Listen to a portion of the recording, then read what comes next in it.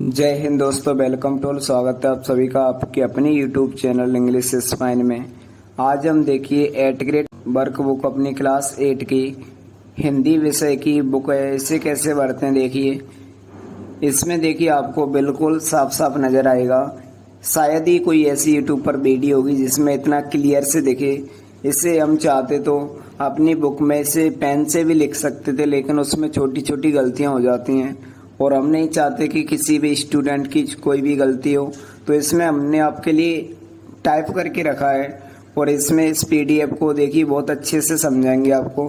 तो चलिए, आज का क्वेश्चन नंबर 1 है अपना। क्वेश्चन नंबर 1 बहुविकल्पीय प्रश्न है। ये सबसे पहले देखिए, ये सभी बहुविकल्पीय प्रश्न हैं। इसका प्रश्न क्रमांक 1 है, वर दे बीड़ा वादिनी वर दे। पंक्ति में कौन सा अलंकार है, आपको बताना है इसमें कौन सा अलंकार है। ए है उपमा, बी अनुप्रास, सी यमक, डी श्लेष। तो आपका आंसर हो जाएगा इसमें ए उपमा। तो आपको लिखना है इसके उत्तर में उपमा। प्रश्न क्रमांक 2 है, अमृत शब्द का पर्यायवाची कौन सा है, यानी अमृत को क्या कहते हैं, अमृत का पर्यायवाची क्या है। ए गरल, बी अमर, सी अमीय, डी गहन। तो इसमें हो जाएगा आपका सी, यानी जो अमी है वो अपना अमृत का पर्यायवाची है। तो इसके उत्तर में लिखना है सी अमीय। अगला प्रश्न क्रमांक 3 है, बीड़ावादिनी किसे कहते हैं, यानी बीड़ावादिनी किसे कहते हैं। ए लक्ष्मी जी को, बी दुर्गा जी को, सी पार्वती जी को, या डी सरस्वती जी को। तो बीड़ावादिनी बोलते हैं सरस्वती जी को। तो इसमें अपना आंसर हो जाएगा डी। अगला प्रश्न क्रमांक 4 है, कवि किसे जगमग करने को कह रहा है, यानी जो कवि है इस कविता का वो किसे जगमग करने को कह रहा है। ए स्वयं को, बी संसार को, सी घर को, या डी विद्यालय को। तो इसमें लिखना है आपको अपना राइट आंसर है, यानी संसार को। इसे हम क्लियर करते हैं जिससे आप सही से देख के लिख सकते हो, यानी इसे हम क्लीन करते हैं। तो देखिए ये अपना 1 2 3 4 क्वेश्चन कंप्लीट हो गया है। अगला देखिए क्वेश्चन नंबर 5 देखते हैं। आगे अति लघुत्तरीय प्रश्न है।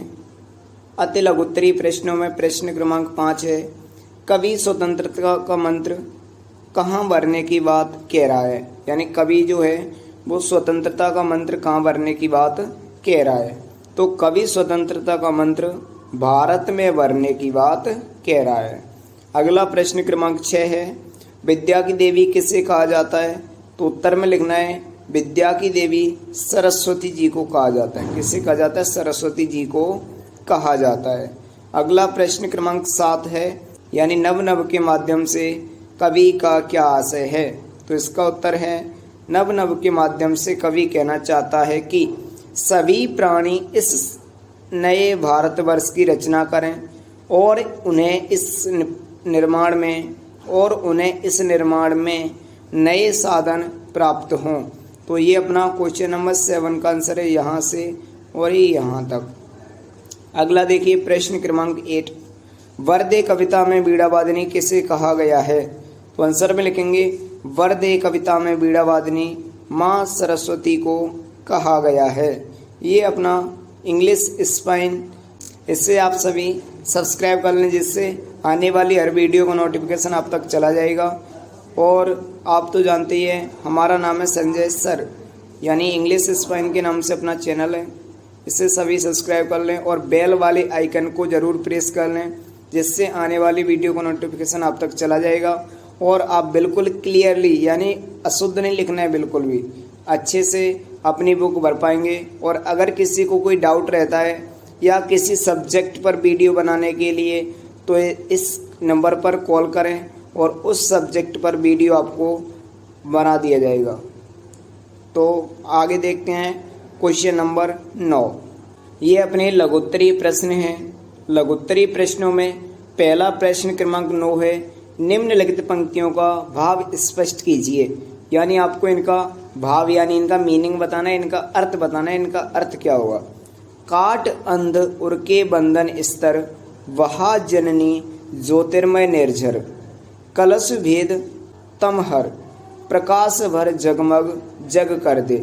यानी इसका इन दोनों पंक्तियों का आपको अर्थ लिखना है, तो उत्तर में लिखना है आपको अर्थ हेडिंग करके, अज्ञानी पुरुषों का अज्ञान दूर करो। यानी इसका अर्थ क्या है कि अज्ञानी पुरुषों का अज्ञान दूर करो और ज्ञान का स्रोत बहाओ। इनमें क्या करना है, ज्ञान का स्रोत बहाना है। जितने भी पाप दोष और अज्ञानता है उन्हें दूर करें और ज्ञान के प्रकाश से संसार को जगमग कर दो। तो इसका आंसर लिख लेना आप। यहाँ तक ये आंसर है, आपको सही से दिख रहा होगा, बिल्कुल क्लियरली है अपना तो आंसर। क्वेश्चन नंबर 10 है, यानी प्रश्न क्रमांक 10 है, नवजात शिशु के चरण कमल के समान है। यानी कमल के समान है, तो इसमें उत्तर में लिखना है उपमेय। उपमेय क्या हो जाएगा, नवजात शिशु के चरण, नवजात शिशु के चरण। उपमान हो जाएगा अपना कमल, उपमान क्या हो जाएगा अपना कमल। साधारण धर्म हो जाएगा अपना सुंदर। इसमें जो सुंदर शब्द है ये क्या हो जाएगा आपका साधारण धर्म हो जाएगा, और वाचक शब्द हो जाएगा इसमें समान। तो ये आपका क्वेश्चन नंबर 9 और 10 कंप्लीट हो चुका है। आगे देखिए क्वेश्चन नंबर 11, यानी प्रश्न क्रमांक 11 देखते हैं। देखिए ये अपना प्रश्न क्रमांक 11 है। आकाश के 3 पर्यायवाची शब्द लिखकर उन्हें वाक्यों में प्रयोग कीजिए।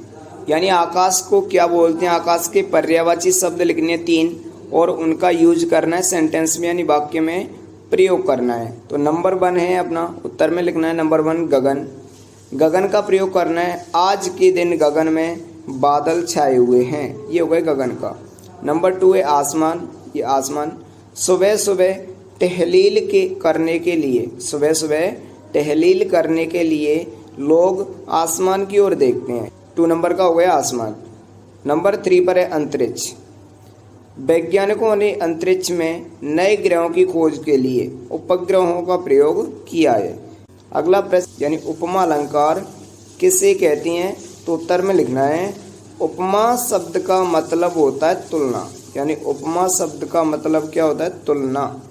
जब किसी व्यक्ति या वस्तु की तुलना किसी दूसरी व्यक्ति या वस्तु से की जाती है तब वहाँ उपमा अलंकार होता है। यानी उपमा अलंकार क्या होता है कि जब किसी एक व्यक्ति की तुलना या वस्तु की तुलना किसी दूसरे व्यक्ति या वस्तु से की जाती है तो वहाँ पे क्या होता है, उपमा अलंकार होता है। ये अपना क्वेश्चन नंबर 11 और 12 कंप्लीट हो गया है। ये अपना दीर्घोत्तरीय प्रश्नों में है। दीर्घोत्तरीय प्रश्नों में पहला प्रश्न क्रमांक 13 है, आप माँ सरस्वती से अपने राष्ट्र के लिए वरदान में क्या क्या मांगना चाहेंगे। यानी आप अपने राष्ट्र के लिए माँ सरस्वती से वरदान में क्या मांगना चाहेंगे। तो उत्तर में लिखना है आपको, हम माँ सरस्वती जी से अपने राष्ट्र के लिए वरदान मांगेंगे कि हे सरस्वती माँ, मेरे राष्ट्र में सुख समृद्धि हो, कोई किसी का गुलाम न बनाए, यानी कोई किसी को गुलाम न बनाए, देश के सारे बच्चे पढ़ लिख कर ज्ञानवान बने एवं देश की समृद्धि में अपना हाथ बटाएं, सबको बराबर की शिक्षा प्राप्त हो, देश में आतंकवाद, भ्रष्टाचार और कलह न हो, चारों ओर हरियाली दिखाई दे, सब लोग प्रसन्न एवं खुश हों, अकाल बाढ़ जैसी प्राकृतिक आपदाओं से मेरा देश सदैव दूर रहे। ये अपना प्रश्न क्रमांक 13 कंप्लीट हो गया। ये अपना इस पार्ट का लास्ट प्रश्न है, प्रश्न क्रमांक 14। ये बर्दे कविता में कवि प्रकृति की किन किन वस्तुओं में नया रूप देखना चाह रहा है, विस्तार पूर्वक लिखिए। यानी जो कवि है वो इस कविता में कौन कौन सी चीज़ों में नया रूप देखना चाहता है, आपको विस्तार से लिखना है। तो आपको उत्तर में लिखना है, कवि प्रकृति की हर वस्तु में नया रूप देखना चाहता है, क्योंकि हमारे देश में हर ओर एक नवीनता हो और नए सिरे से हमारे भारत का नव निर्माण करे। कवि कहते हैं कि नव विकास, नवीन तान लय और गीत हो, नया कंठ हो, नवीन बादलों के समान ध्वनि हो और इस नवीन आकाश में विचरण करने वाले नवीन पक्षियों के समूह को नए पंखों सहित नव स्वर प्रदान करे, जिससे प्रकृति के कण कण में नवीनता आए और भारत की धरती का सौंदर्य अनुपम हो सके। जो ये अपना पार्ट 1 था, इसके 14 क्वेश्चन कंप्लीट यानी पूरे क्वेश्चन कंप्लीट हो चुके हैं। पार्ट 2 विषय हिंदी यानी पार्ट 2, इसका नाम है आत्मविश्वास। बहुविकल्पीय प्रश्न हैं। आत्मविश्वास का संबंध किससे है?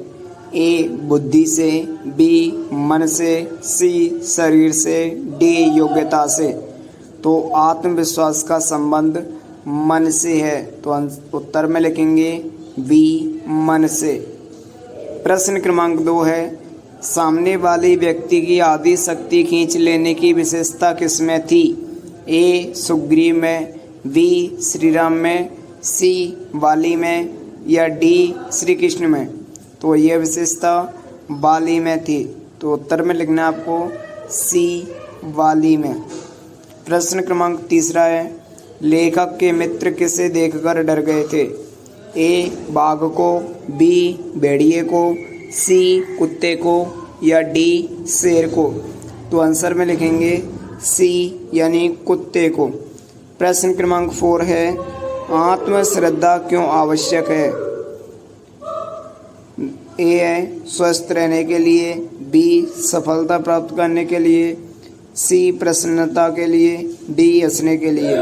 तो इसका आंसर है बी सफलता प्राप्त करने के लिए। अति लघुत्तरीय प्रश्नों में प्रश्न क्रमांक 5 है, आदमी किसके कारण खंडित हो जाता है? तो इसका उत्तर लिखना है आपको आत्मविश्वास की सबसे बड़ी दुश्मन दुविधा। दुविधा के कारण ही इंसान खंडित हो जाता है। ये अपना प्रश्न क्रमांक 5 हो गया। प्रश्न क्रमांक 6 है, खंदक खाइयो सामासिक पद में कौन सा समास है? तो उत्तर में लिखना है आपको द्वंद्व समास। अगला प्रश्न क्रमांक 7 है, मनुष्य के आत्मविश्वासहीन होने के या होने का क्या कारण है? उत्तर में लिखना है मनुष्य के अंदर उगा भय और शंका उसके आत्मविश्वासहीन होने का कारण है। अगला देखिए प्रश्न क्रमांक 8। ये अपना प्रश्न क्रमांक 8 है, राम बाली के सामने आकर क्यों नहीं लड़े? उत्तर में लिखना है क्योंकि बाली को यह वरदान प्राप्त था कि जो भी उसके सामने आता उसकी आदि शक्ति उसमें चली जाती है। अगला देखिए प्रश्न क्रमांक 9। ये अपना लघुत्तरीय प्रश्न में प्रश्न क्रमांक 9 है, विरोधी को हम शक्तिशाली क्यों मान लेते हैं? उत्तर में लिखना है जब विरोधी हमारे सामने आता है तो हम अपनी आत्मविश्वासहीनता, कायरता और उसे अपने बिना तोले ही शक्तिशाली मान लेते हैं। अगला प्रश्न क्रमांक 10 देखिए।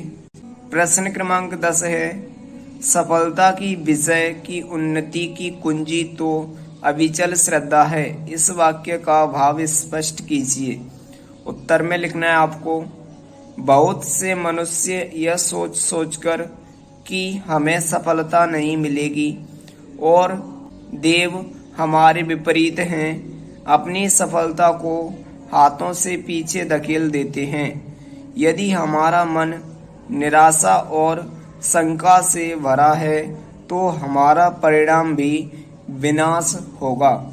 अगला प्रश्न क्रमांक 11 है, आत्मविश्वास पाठ के लेखक के मित्र के गुणों पर प्रकाश डालते हुए बताइए कि हमें इससे क्या शिक्षा लेनी चाहिए। उत्तर में लिखना है हमें लेखक के मित्र के गुणों से यह सीखना चाहिए कि भय से घबरा के हमें अपना आत्मविश्वास नहीं खोना चाहिए। अगला देखिए प्रश्न क्रमांक 12। ये अपना प्रश्न क्रमांक 12 है, सुभाष चंद्र बोस का प्रमुख चारित्रिक गुण क्या था? आत्मविश्वास पाठ के अनुसार कोई एक उदाहरण सहित लिखिए। उत्तर में लिखना है आपको एक बार अंग्रेज शिक्षक ने सुभाष चंद्र बोस जी से परीक्षा के समय घूमते हुए पंखे को देखकर यह बोला कि क्या इस पंखे की पंखुड़ियां गिनी जा सकती हैं? तो सुभाष चंद्र बोस ने पंखा बंद किया और कहा अब गिन सकते हैं। इससे अंग्रेज शिक्षक प्रसन्न हो गए। ये आपका प्रश्न क्रमांक 12 का आंसर हो गया। अगला देखिए प्रश्न क्रमांक 13। ये दीर्घ उत्तरीय प्रश्न में प्रश्न क्रमांक 13 है। आत्मविश्वास के बूते पर जीवन में सब कुछ करना संभव है। आत्मविश्वास पाठ के आधार पर किसी महान व्यक्तित्व का उदाहरण देते हुए उक्त कथन को स्पष्ट कीजिए। तो उत्तर में लिखना है आपको, आत्मविश्वास के बूते पर जीवन में सब कुछ करना संभव है। यह चीज हमें राष्ट्रपिता कहे जाने वाले महात्मा गांधी जी से सीखनी चाहिए। गांधी जी के जीवन में तमाम परेशानियां होने के बावजूद भी उन्होंने अपना आत्मविश्वास नहीं खोया और अंग्रेजों से लड़कर भारत को स्वतंत्रता दिलाई। अगला प्रश्न क्रमांक 14 देखिए। ये अपना प्रश्न क्रमांक 14 है। जो लोग हमेशा उतार की बात सोचते हैं वे उन लोगों की तरह हैं जो कूड़ा घरों के पास कुर्सी बिछाकर बैठ जाते हैं और शहर की गंदगी को गाली देते हैं। आत्मविश्वास के पाठ के आधार पर इन पंक्तियों की व्याख्या कीजिए। तो उत्तर में यहाँ से लिखना है आपको, जिन लोगों को अपने उद्देश्य प्राप्त करने का उत्साह नहीं होता वे लोग निराशा में डूबे रहते हैं और हमेशा दुख की बातें करते हैं। वे कभी सुख की बात सोचते ही नहीं, जिसके कारण उनके हृदय में अपने लक्ष्य को प्राप्त करने का उत्साह नहीं होता है। ये अपना जो लेसन 2 है यानी जो पार्ट 2 है वो कंप्लीट हो गया है। बहुविकल्पीय प्रश्न हैं यानी सही उत्तर छांटकर लिखिए। तो प्रश्न क्रमांक 1 है, लेखक ने संजीवनी किसे कहा है? ए धन को, बी स्वास्थ्य को, सी संगीत को, डी विद्या को। तो इसमें आंसर होगा अपना संगीत को। अगला प्रश्न क्रमांक 2 है, प्रतिदिन शब्द में कौन सा समास है? ए तत्पुरुष समास, बी अव्ययभाव समास, सी द्वंद्व समास, डी कर्मधारय समास। तो इसमें अपना आंसर होगा बी यानी अव्ययीभाव समास। अगला प्रश्न क्रमांक 3 है, भारत रत्न लता मंगेशकर को स्वर कोकिला क्यों कहा जाता है? क्योंकि वे ए अच्छी नृत्यांगना थी, बी सुरीली गायिका थी, सी दक्ष चित्रकार थी या डी प्रसिद्ध लेखिका थी। तो इसमें आंसर आएगा अपना वी सुरीली गायिका थी। अगला अपना प्रश्न क्रमांक 4 है, संगीत का सामाजिक महत्व कब बढ़ता है?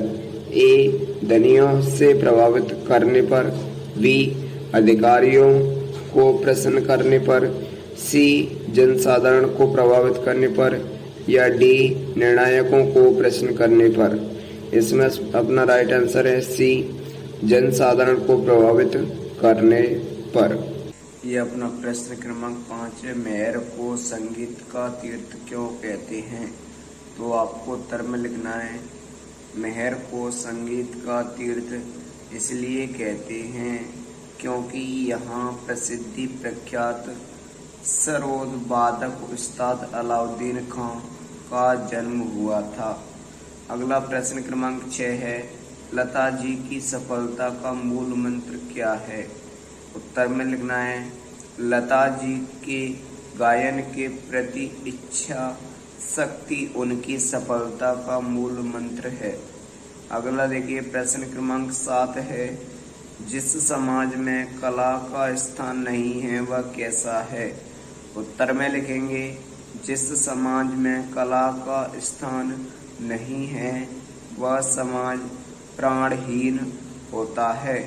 अगला देखिए प्रश्न क्रमांक 8। ये अपना प्रश्न क्रमांक 8 है, मध्य प्रदेश की संगीत अकादमी उस्ताद अलाउद्दीन खां के नाम से क्यों है? उत्तर में लिखेंगे, उस्ताद अलाउद्दीन खां संगीत के क्षेत्र में प्रसिद्ध हैं, इसलिए मध्य प्रदेश संगीत अकादमी का नाम उस्ताद अलाउद्दीन खां के नाम पर रखा गया है। अगला देखिए प्रश्न क्रमांक 9। लघुत्तरीय प्रश्नों में प्रश्न क्रमांक 9 है, संगीत संजीवनी कैसे बनता है? उत्तर में लिखेंगे आराधना, साधना और प्रार्थना को जोड़ने पर संगीत संजीवनी बनता है। प्रश्न क्रमांक 10 देखिए, ये अपना प्रश्न क्रमांक 10 है। लता जी को समूचे राष्ट्र की गायिका क्यों कहा जाता है? उत्तर में लिखना है क्योंकि लता जी ने हर धर्म और राग के गीतों को अपनी सुमधुर वाणी से गाया है, इसलिए लता जी को समूचे राष्ट्र की गायिका कहा जाता है। अगला प्रश्न क्रमांक 11 है। देश कब धन्य हो जाता है? उत्तर में लिखना है जिस देश में कुमार गंधर्व जैसा संगीतज्ञ पैदा हो जाता है वह देश धन्य हो जाता है। अगला देखिए प्रश्न क्रमांक 12, ये अपना प्रश्न क्रमांक 12 है। समाज प्राणहीन कब बंद हो जाता है? उत्तर में लिखना है जब कला को समाज में स्थान नहीं मिलता तो समाज प्राणहीन हो जाता है। दीर्घ उत्तरीय प्रश्नों में प्रश्न क्रमांक 13 है। संगीत की महिमा अपने शब्दों में लिखिए। उत्तर में लिखना है संगीत की महिमा अनंत है। संगीत में मौजूद शास्त्रीयता से साधना को महत्व दिया जाता है। संगीत में विद्यमान मधुरता से हमें आत्मिक शांति मिलती है तथा जीवन को जीने की उमंग व उत्साह भी उत्पन्न होता है। गीतों को संगीत में अलकर मनुष्य के पैर अपने आप ही थिरक उठते हैं। ये अपना प्रश्न क्रमांक 14 है। मध्य प्रदेश से जुड़े किसी एक संगीतकार के बारे में कम से कम 10 पंक्तियां लिखिए। उत्तर में लिखेंगे मध्य प्रदेश के निवासी तानसेन हिंदुस्तानी शास्त्रीय संगीत के एक महान ज्ञाता थे। उन्हें सम्राट अकबर के नवरत्नों में भी गिना जाता है। संगीत सम्राट तानसेन की नगरी ग्वालियर के लिए कहावत प्रसिद्ध है कि यहाँ के बच्चे रोते हैं तो सुर में और पत्थर लुढ़कते हैं तो ताल में। इस नगरी ने कई संगीतज्ञ दिए जिनमें तानसेन संगीतज्ञ प्रमुख हैं। ये अपना पाठ कंप्लीट हो चुका है। एटग्रेड अभ्यास पुस्तिका की हिंदी विषय की पाठ 4 अपराजिता को भरने जा रहे हैं। इसे देखने से पहले चैनल को सब्सक्राइब कर दें। इनमें सबसे पहले बहुविकल्पीय प्रश्नों में यानी सही उत्तर छांट कर लिखिए। प्रश्न क्रमांक 1 है। इस पाठ में अपराजिता किसे कहा गया है? ए. डॉक्टर चंद्रा को, बी. श्रीमती सुब्रमण्यम को, सी. लेखिका शिवानी को या डी. डॉक्टर मैरी वर्गीस को। उत्तर होगा अपना ए. डॉक्टर चंद्रा को। प्रश्न क्रमांक 2 है। अपराजिता पाठ किस विधा में है? ए. निबंध, बी. संस्मरण, सी. एकांकी या डी. कहानी। तो अपना राइट आंसर है बी. संस्मरण। प्रश्न क्रमांक 3 है। डॉक्टर चंद्रा की सफलता में सबसे बड़ा योगदान किसका था? ए. लेखिका का या बी. श्रीमती टी सुब्रमण्यम का, सी. डॉक्टर मैरी वर्गीस का या डी. प्रोफेसर सेठना का। तो अपना सही आंसर होगा बी. श्री टी सुब्रमण्यम का। अगला अपना प्रश्न क्रमांक 4 है। डॉक्टर चंद्रा की इच्छा क्या बनने की थी? ए. चिकित्सक, बी. वैज्ञानिक, सी. दार्शनिक, सी. डी. गायक। तो आंसर होगा अपना ए. चिकित्सक। अति लघु उत्तरीय प्रश्न में ये अपना प्रश्न क्रमांक 5 है। अपराजिता पाठ की लेखिका ने अपनी पंक्तियों से किसे प्रेरणा लेने को कहा है? उत्तर में लिखना है लेखिका अपनी पंक्तियों के माध्यम से उन व्यक्तियों को प्रेरणा देना चाहती है जिनकी भुजा कटने पर उनका साहस थम गया है। अगला प्रश्न क्रमांक 6 है। डॉक्टर चंद्रा के व्यक्तित्व को एक शब्द या एक वाक्य में व्यक्त कीजिए। उत्तर में लिखना है अपराजिता, जिन्होंने कभी हार नहीं मानी। प्रश्न क्रमांक 7 है। रचना के आधार पर वाक्य के प्रकार लिखिए। उत्तर में लिखना है, रचना की दृष्टि से वाक्य 3 प्रकार के होते हैं, सरल या साधारण वाक्य, संयुक्त वाक्य और मिश्र वाक्य। ये अपना प्रश्न क्रमांक 8 है। डॉक्टर चंद्रा की मां शारदा सुब्रमण्यम के किस गुण से आप प्रभावित हैं? उत्तर में लिखना है, उन्होंने अपने सुख को त्याग कर अपनी पुत्री के सपनों को सच में बदला। यह गुण मुझे प्रभावित करता है। लघुत्तरीय प्रश्नों में प्रश्न क्रमांक 9 है, अपराजिता पाठ की लेखिका ने लड़की को देवांगना क्यों कहा है? उत्तर में लिखना है, क्योंकि विकलांग होने के बावजूद भी उनमें धैर्य और साहस था, इसलिए उन्हें देवांगना कहा गया है। ये अपना प्रश्न क्रमांक 10 है, साहसी जननी किसे कहा गया है और क्यों? उत्तर में लिखना है, साहसी जननी डॉक्टर चंद्रा की माता सुब्रमण्यम को कहा गया है, क्योंकि 25 वर्ष तक उन्होंने कठिन साधना की थी। अगला प्रश्न क्रमांक 11, चिकित्सा ने जो खोया या विज्ञान ने पाया। इस पंक्ति का आशय स्पष्ट कीजिए। उत्तर में लिखना है, डॉक्टर चंद्रा का सपना था एक डॉक्टर बनना था, परंतु विकलांगता के कारण डॉक्टर नहीं बन पाई, परंतु विज्ञान के क्षेत्र में उन्होंने अपना योगदान दिया। यह अपना प्रश्न क्रमांक 12 है, डॉक्टर चंद्रा की क्या क्या उपलब्धियां थीं? उत्तर में लिखना है, डॉक्टर चंद्रा ने परीक्षा में सर्वोच्च अंक प्राप्त करके स्वर्ण पदक जीता। साथ ही उन्होंने राष्ट्रपति जी द्वारा स्वर्ण कार्ड भी प्रदान किया गया। दीर्घोत्तरीय प्रश्नों में प्रश्न क्रमांक 13 है, डॉक्टर चंद्रा की मां श्रीमती सुब्रमण्यम कैसी मां थी? उनके व्यक्तित्व के बारे में अपने शब्दों में विस्तार से लिखिए। तो उत्तर में लिखना है, डॉक्टर चंद्रा की मां डॉक्टर चंद्रा जैसी साहसी महिला थी, जिन्होंने डॉक्टर चंद्रा का साथ उनके बुरे समय से अपने लक्ष्य प्राप्त करने तक दिया। उन्होंने अपने सभी सुखों को त्याग कर अपनी पुत्री के सपनों को पूरा किया। अगला देखिए प्रश्न क्रमांक 14, डॉक्टर चंद्रा सामान्य जनों से किस प्रकार भिन्न थी? उत्तर में लिखना है, अपंग होने के बावजूद भी डॉक्टर चंद्रा सामान्य जनों से भिन्न थी, क्योंकि उनमें आत्मविश्वास कूट कर भरा था और वे अपने सभी काम स्वयं ही किया करती थी। ये अपना पार्ट कंप्लीट हो चुका है। अगर आप वीडियो पर नए हैं तो वीडियो को लाइक कर दें और चैनल को सब्सक्राइब कर दें। Thank you. जय हिंद।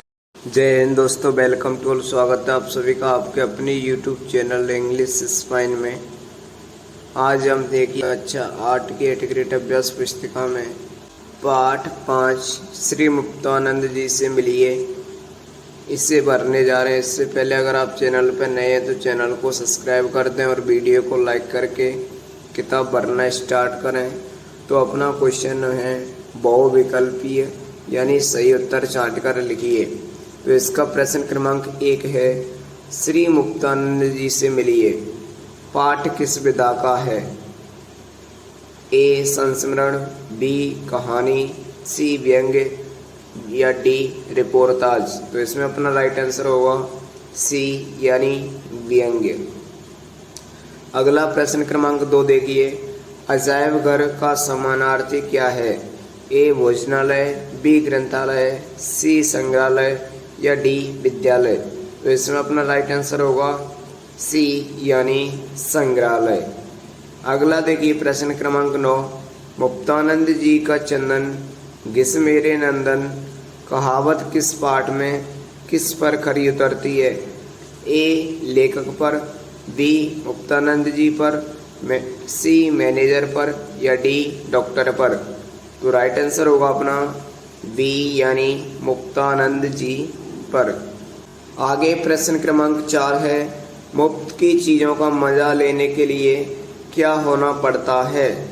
ए संकोची, बी डरपोक, सी बहादुर या डी निसंकोची? तो अपना राइट आंसर होगा डी यानी निसंकोची। आगे देखिए अति लघुत्तरीय प्रश्नों में प्रश्न क्रमांक 5 है, मुक्तानंद जी अपनी कार्य सिद्धि के लिए किन नीतियों का प्रयोग करते हैं? उत्तर में लिखेंगे साम दाम दंड भेद नीतियों का प्रयोग करते हैं। आगे अपना प्रश्न क्रमांक 6 है, यह लोक किसे कहते हैं? उत्तर में लिखेंगे यह लोक संसार या जगत को कहते हैं। आगे प्रश्न क्रमांक 7 है अपना, मुक्तानंद जी का पान खाने का शौक किससे पूरा होता है? उत्तर में लिखेंगे पान का भी शौक जान पहचान वालों की जेब से होता है। नेक्स्ट प्रश्न क्रमांक 8 है, मुक्तानंद जी स्कूलों के प्रिंसिपलों और मैनेजरों के घरों पर धरना क्यों देते हैं? उत्तर में लिखेंगे वह फीस माफ कराने के चक्कर में स्कूलों के प्रिंसिपलों और मैनेजर के घरों पर धरना देते हैं। आगे देखिए लघुत्तरीय प्रश्नों में प्रश्न क्रमांक 9 है, माले मुफ्त दिले बेरहम कहावत के यानी पाठ के अनुसार 3 उदाहरण दीजिए। उत्तर में लिखेंगे चाहे बीमार ही क्यों न हो और चाहे बाद में कुछ भी क्यों न भुगतना पड़े। ये डबल लिखा है, एक बार ही लिख लेना इसे। क्या मजाल की, ये क्या है ऐसे लिखेगा, सॉरी गलत टाइप हो गया ये। क्या मजाल की कहीं दावत का झूठा भी नियंत्रण मिल जाए। अगला प्रश्न क्रमांक 9, मुक्तानंद जी के समाचार पत्र पढ़ने के बारे में क्या विचार है? उत्तर में लिखेंगे उनका कथन है कि प्रत्येक मनुष्य को अपने ज्ञान वृद्धि के लिए अधिक से अधिक समाचार पत्र पढ़ने चाहिए। आगे अपना प्रश्न क्रमांक 11 है, मुक्तानंद जी से मांगकर लाई गई पुस्तकों को अलमारी में बंद करके क्यों रखते हैं? उत्तर में लिखेंगे मुक्तानंद जी पुस्तक पूरा वायदा करके लाए थे, इस प्रकार अनेक पुस्तकें अलमारी में बंद रखते हैं। क्या मजाल की आपकी दृष्टि भी उन पर पड़ जाए।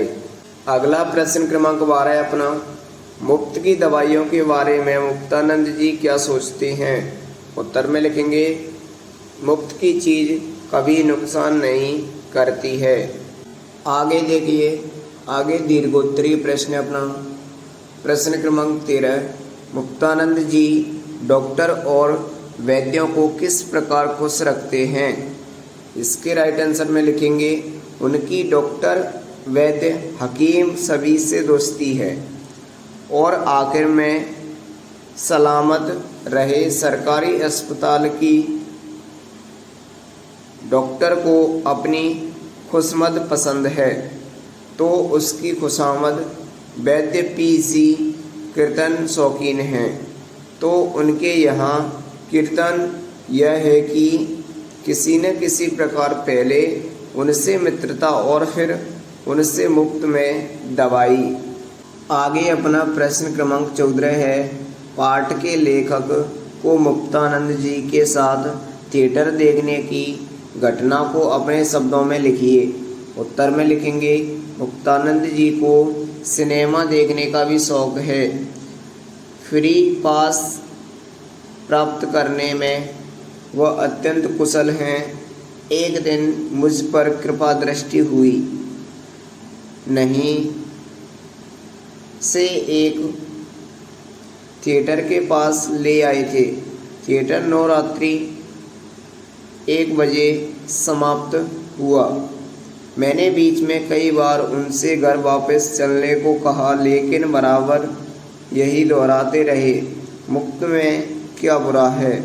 उनका विचार है कि मुफ्त देखने को मिले 12 तो रात भर नींद एक ही थिएटर के लिए बलिदान की जा सकती है। ये अपना पाठ 5 कंप्लीट हो चुका है। पाठ 6 भक्ति के पद हैं, बहुविकल्पी प्रश्न है, यानी सही उत्तर छांट कर लिखना है। प्रश्न क्रमांक 1 है, मात्रिक छंद दोहा में पहले तीसरे दूसरे चौथे चरण यानी विषम और सम चरणों में कितनी कितनी मात्राएं होती हैं? ए 13-11, बी 11-13, सी 11-11, डी 13-15। तो इसमें अपना सही उत्तर होगा ए यानी 13-11। प्रश्न क्रमांक 2 है, चरणवार मात्राओं की दृष्टि से दोहा का विपरीत छंद कौन सा है? ए चौपाई, बी सोरठा, सी कुंडलियां या डी छप्पे। तो इसमें अपना सही उत्तर हो जाएगा बी यानी सोरठा। अगला देखिए अगला प्रश्न क्रमांक 3 है, मेरो मन अनंत कहाँ सुख पावे पद के रचयिता कौन है? Number A Surdas ji, number B Mirabai, C Tulsidas, D Rahim ji. तो इसमें अपना सही उत्तर हो जाएगा ए सूरदास जी। अगला प्रश्न क्रमांक 4 है, कमल का पर्यायवाची नहीं है, यानी इनमें से कौन सा कमल का पर्यायवाची नहीं है? ए नीरज, बी जलज, सी अंडज, डी पंकज। तो इसमें से जो सी है वो कमल का पर्यायवाची नहीं होता है, तो अपना सही उत्तर हो जाएगा सी यानी अंडज। आगे लघु उत्तरीय प्रश्नों में प्रश्न क्रमांक 5 है, अधम का उद्धारक किसे कहा गया है? उत्तर में लिखना है अधम का उद्धारक ईश्वर को कहा गया है। अगला प्रश्न क्रमांक 6, प्रभु जी तुम घन बन हम मोरा पंक्ति में घन का अर्थ क्या है? तो उत्तर में लिखना है इस पंक्ति में घन का अर्थ बादल है। अगला प्रश्न क्रमांक 7 है, गिरधर नागर किसे कहा गया है? उत्तर में लिखना है गिरधर नागर भगवान कृष्ण को कहा गया है। अगला देखिए प्रश्न क्रमांक 8, ये अपना प्रश्न क्रमांक 8 है, अंबुज किसका पर्यायवाची शब्द है? उत्तर में लिखना है कमल का। लघुत्तरीय प्रश्नों में प्रश्न क्रमांक 9 है, रैदास जी की भक्ति किस भाव की है? उदाहरण देकर लिखिए। उत्तर में लिखना है रैदास जी की भक्ति दास भाव की है। यह अपना प्रश्न क्रमांक 10 है, मेरो मन अनंत कहाँ सुख पावे पद के अनुसार सुख कहाँ प्राप्त होता है? उत्तर में लिखना है इस पद के अनुसार सुख भगवान श्री कृष्ण की भक्ति में होता है। अगला प्रश्न क्रमांक 11 है, तुलसीदास जी ने अपने पद में किस किस का उद्धार का उल्लेख किया है?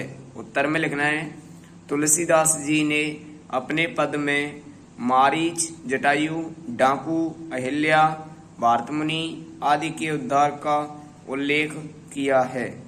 यह अपना प्रश्न क्रमांक 12 है, खर्चे नहीं कोई चोर न लेवे दिन दिन बढ़त सवायो पद के संदर्भ में इस पंक्ति का अर्थ लिखिए। उत्तर में लिखना है इस पंक्ति का आशय है कि राम नाम एक ऐसा धन है जो खर्चने पर भी खर्च नहीं होता है और ना ही इसे कोई चोरी कर सकता है, और यह धन दिन के दिन बढ़ते ही जाता है। दीर्घ उत्तरीय प्रश्नों में प्रश्न क्रमांक 13 है, भक्त रैदास ने भगवान से अपना संबंध स्थापित करते हुए किस किस से अपने को जोड़ा है? उत्तर में लिखना है रैदास ने भगवान से अपना संबंध स्थापित करते हुए कहा है कि यदि आप चंदन हैं तो मैं पानी हूँ, यदि भगवान बादल हैं तो मैं मोर हूँ, और आगे वे कहते हैं कि भगवान चंद्रमा है तो मैं चकोर हूँ। इस प्रकार रैदास जी अपने दास भाव की भक्ति को प्रकट करते हैं। ये अपना प्रश्न क्रमांक 14 है, मेरो मन अनंत कहाँ सुख पावे पद की व्याख्या 8 से 10 वाक्यों में लिखिए। तो उत्तर में लिखना है आपको इस पद्यांश के माध्यम से सूरदास जी कहते हैं कि मेरा मन प्रभु के अलावा और कहाँ सुख प्राप्त कर सकता है, और कमल के समान नेत्र वाले श्री कृष्ण भगवान से कोई श्रेष्ठ नहीं है। ऐसे देवता से हटकर यदि कोई दूसरा ध्यान करता है तो उससे बड़ा मूर्ख इस दुनिया में कोई नहीं है। जैसे प्यास लगने पर मीठे सागर को छोड़कर कुएं की तलाश करता है, ऐसा मूर्ख होता है। ये अपना पाठ कंप्लीट हो चुका है। पाठ 7 बेड़ाघाट। प्रश्न क्रमांक 1, बेड़ाघाट में कौन सी नदी बहती है? ए बेतवा, बी नर्मदा, सी चंबल, डी केन। उत्तर में लिखेंगे नर्मदा। उत्तर क्या है इसका? नर्मदा। प्रश्न क्रमांक 2 है, धुआंधार किसका नाम है? ए जलप्रपात, बी नौकायन का, सी संगम का, या डी डेल्टा का। तो इसमें अपना राइट आंसर होगा जलप्रपात का। प्रश्न क्रमांक 3 है, नर्मदा किस स्थान से निकलती है? ए ग्वारी घाट से, बी बेड़ाघाट से, सी अमरकंटक से, या डी लोकेश्वर से। तो इसमें अपना राइट आंसर होगा अमरकंटक से। अगला प्रश्न क्रमांक 4 है, सही वर्तनी वाला शब्द कौन सा है? ए नर्मदा, बी प्रपात, सी पर्वत, या डी जबलपुर। तो इसमें अपना राइट आंसर होगा प्रपात, यानी प्रपात इसमें सही लिखा गया है और सब में कुछ न कुछ गलतियां जरूर हैं। आगे लघु उत्तरीय प्रश्नों में प्रश्न क्रमांक 5 है, पाठ के अनुसार संस्कृत कोश में नींबू का उल्लेख करना कौन भूल गया था? तो उत्तर में लिखेंगे संस्कृत में के एक दिग्गज लेखक जो सम्राट विक्रमादित्य की सभा के नवरत्नों में से एक थे। अगला प्रश्न क्रमांक 6 है, लेखक ने बेड़ाघाट की चट्टानों को तपस्वी क्यों कहा है? उत्तर में लिखेंगे जब बरसात आती है अथवा जब घना अंधकार आता है तब भी वे अपनी उज्ज्वलता, अपनी पवित्रता खोने को तैयार नहीं हैं। अगला प्रश्न क्रमांक 7 है, दूध धारा नाम क्यों पड़ा?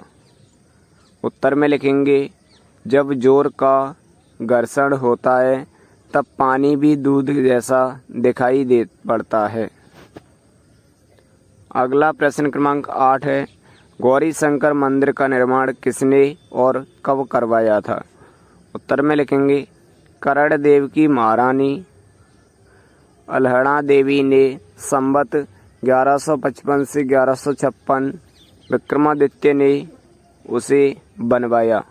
आगे लघुत्तरीय प्रश्नों में प्रश्न क्रमांक 9 है, हिमालय की बर्फीली चोटियों और नर्मदा में क्या अंतर है? उत्तर में लिखेंगे हिमालय की बर्फीली चोटियाँ वे कट रही हैं, गल रही हैं। नर्मदा चाहे कितनी मर करे किंतु वह मरती नहीं है। अगला प्रश्न क्रमांक 10 है, श्रीधर पाठक की कौन सी काव्य पंक्तियाँ नर्मदा की दूधधारा पर सटीक बैठती हैं? उत्तर में लिखेंगे प्रकृति यहाँ एकांत बैठी, निज रूप संवारती पल पल, पलटती वेश झलकी झन झन, छवि धरती मानो जादूगरी विश्ववासीगर थैली, खत्म में खलबली सील के सिर पर फैली। अगला प्रश्न क्रमांक 11 है, दिए गए शब्दों का प्रयोग कर एक एक वाक्य बनाइए, जैसे नर्मदा, शोभा और चट्टान। तो नंबर 1 है नर्मदा। तो नर्मदा अमरकंटक से निकलती है। नंबर 2 शोभा, यानी गार्डन में लगे फूल गार्डन की शोभा बढ़ाते हैं। नंबर 3 चट्टान, यानी चट्टान से पानी गिरता है। आगे प्रश्न क्रमांक 12 है, जा तो दूध धाला आए, यह बात किसने कही थी? इस वाक्य को मानक भाषा में लिखिए। उत्तर में लिखेंगे यह बात लेखक ने की थी। दूध धारा, आहा कितना अच्छा नाम है। जब जोर का घर्षण होता है तब पानी भी दूध जैसा दिखाई पड़ता है। दीर्घ उत्तरीय प्रश्नों में प्रश्न क्रमांक 13 है, बड़ा छोटों को सिर पर लेकर ही बड़ा होता है। पंक्ति के आशय को स्पष्ट करते हुए लिखिए कि यह संदर्भ में कही गई है। उत्तर में लिखेंगे संगमरमर के ऊपर हरी घास और घास पात को जब लहराते देखा तो जो कहा यह कुल कलंक यहाँ भी आ गया। तभी चट्टान मानो बोल पड़ी, बड़ा छोटों को सिर पर लेकर ही बड़ा होता है। वे मेरी हिमालय की शोभा है, नगण्य तुम हो जो उनका मूल्य नहीं समझ पाते। आगे प्रश्न क्रमांक 14 है, जो कि इस पाठ का लास्ट क्वेश्चन है। लेखक ने मीरगंज स्टेशन पर मिले अंग्रेजों की तुलना किससे और क्यों की? उत्तर में लिखेंगे 2-3 अंग्रेज अपने खानसामे के साथ भेड़ाघाट ही जाने के लिए मीरगंज स्टेशन पर उतरे थे, किंतु जिस तरह कच्ची सड़क से राह चलने वाले को कभी कभी आकाश का शुक्र तारा भी अपना साथी मालूम होता है, वैसे ही वे लोग मोरे साथी थे। शरीर से तो हम एक दूसरे से कुछ ही गज की दूरी पर चल रहे थे, किंतु धारणा से हम एक दूसरे से सैकड़ों मील दूर थे। ये अपना पाठ कंप्लीट हो चुका है। इस पाठ का नाम है गणतज्ञ ज्योतिषी आर्यभट्ट। इसमें बहुविकल्पीय प्रश्नों में है, यानी सही उत्तर छांट कर लिखना है। प्रश्न क्रमांक 1 है, ग्रह नक्षत्रों का प्रेक्षण करने वाला स्थान क्या कहलाता है? ए गृहशाला, बी वेधशाला, सी प्रयोगशाला या डी गौशाला। तो अपना सही उत्तर हो जाएगा बी वेधशाला। प्रश्न क्रमांक 2 है, ज्योतिष विज्ञान का संबंध किससे है? ए समुद्रों से, बी वनस्पति से, सी ग्रह नक्षत्रों से या डी साहित्य से। तो इसमें अपना राइट आंसर हो जाएगा सी, यानी ग्रह नक्षत्रों से। यह अपना प्रश्न क्रमांक 3 है, पृथ्वी अपनी धुरी पर चक्कर लगाती है, यह प्रतिपादन सबसे पहले किसने दिया था? ए नागार्जुन ने, बी आर्यभट्ट ने, सी डॉक्टर भाऊदास जी ने या डी सुश्रुत ने। तो इसमें राइट आंसर हो जाएगा बी, यानी आर्यभट्ट ने। अगला प्रश्न क्रमांक 4 है, जनसामान्य में प्रचलित निराधार बातों को क्या कहते हैं? ए मुहावरा या बी सूक्ति, सी किंवदंती या डी लोक कथा। तो इसमें अपना राइट आंसर हो जाएगा सी, यानी किंवदंती। आगे देखिए अति लघुत्तरीय प्रश्नों में प्रश्न क्रमांक 5 है, प्राचीन काल में चंद्र ग्रहण या सूर्य ग्रहण के लिए किसे उत्तरदायी माना जाता था? उत्तर में लिखेंगे राहु नामक राक्षस को। अगला प्रश्न क्रमांक 6 है, उद्देश्य और विधेय किसके घटक हैं? उत्तर में लिखेंगे वाक्य के घटक हैं। आगे प्रश्न क्रमांक 7 है, पाठ में आए सूर्य ग्रहण के उल्लेख के स्थान पर दूसरा उदाहरण किस समकक्ष भौगोलिक घटना का हो सकता है? उत्तर में लिखना है चंद्र ग्रहण। ये अपना प्रश्न क्रमांक 8 है, आकाश में स्थित खगोलीय पिंड सूर्य, चंद्र, तारे आदि पूर्व से पश्चिम की ओर जाते क्यों दिखते हैं? उत्तर में लिखेंगे पृथ्वी की घूर्णन गति के कारण। आगे लघुत्तरीय प्रश्नों में प्रश्न क्रमांक 9 है, आर्यभट्टीय ग्रंथ के बारे में कैसे पता चला था? उत्तर में लिखेंगे आर्यभट्टीय ग्रंथ का पता महाराष्ट्र के रहने वाले भाऊदास जी ने सन 1864 में मलयालम लिपि में आर्यभट्ट के ताड़पत्र का पता लगाया। प्रश्न क्रमांक 10 है, आर्यभट्ट का सही परिचय कब और कैसे हुआ? उत्तर में लिखेंगे आर्यभट्ट का सही परिचय सन 1864 में महाराष्ट्र के विद्वान भाऊदास जी ने दिया। प्रश्न क्रमांक 11 है, आर्यभट्ट ने पृथ्वी के बारे में किन मान्यताओं का खंडन करने का साहस किया था? उत्तर में लिखना है आर्यभट्ट ने यह स्पष्ट रूप से कहा था कि पृथ्वी स्थिर नहीं है, वह अपने अक्ष पर घूर्णन करती है। प्रश्न क्रमांक 12 देखिए, विज्ञान के विभिन्न क्षेत्रों में प्राचीन भारत की देन के बारे में लिखिए। उत्तर में लिखेंगे विज्ञान के विभिन्न क्षेत्रों में प्राचीन भारत का एक महत्वपूर्ण योगदान है। किसी भी संख्या को 10 गुना करने वाले शून्य का आविष्कार हमारे प्राचीन भारत की ही देन है। दीर्घोत्तरीय प्रश्नों में प्रश्न क्रमांक 13 है, आर्यभट्ट के वैज्ञानिक योगदान के बारे में अपने विचार लिखिए। उत्तर में लिखना है आर्यभट्टी नामक ग्रंथ की रचना करने वाले आर्यभट्ट अपने समय के सबसे बड़े गणितज्ञ थे। आर्यभट्ट ने दशमलव प्रणाली का विकास किया। आर्यभट्ट के प्रयासों के द्वारा ही खगोल विज्ञान को गणित से अलग किया जा सका। आर्यभट्ट ऐसे प्रथम नक्षत्र वैज्ञानिक थे जिन्होंने यह बताया कि पृथ्वी अपनी धुरी पर घूमती हुई सूर्य के चक्कर लगाती है। प्रश्न क्रमांक 14 है, कृत्रिम उपग्रहों के महत्व पर 10-12 पंक्तियां लिखिए। उत्तर में लिखेंगे कृत्रिम उपग्रह मानव निर्मित ऐसे उपग्रह जो पृथ्वी की निश्चित कक्षा में परिक्रमा करते हैं। अपने संतुलन को बनाए रखने के लिए ये उपग्रह अपने अक्ष पर भी घूमते रहते हैं। कृत्रिम उपग्रह अंतरिक्ष में कुछ प्रमुख उद्देश्यों के लिए प्रक्षेपित किए जाते हैं, जिनमें दूरसंचार, मौसम विज्ञान संबंधी अध्ययन और अंतर्राष्ट्रीय जासूसी प्रमुख है। ये अपना पाठ 8 कंप्लीट हो गया है। पाठ 9 का नाम है बिरसा मुंडा। बहुविकल्पी प्रश्न अपना यानी सही उत्तर छांट कर लिखिए।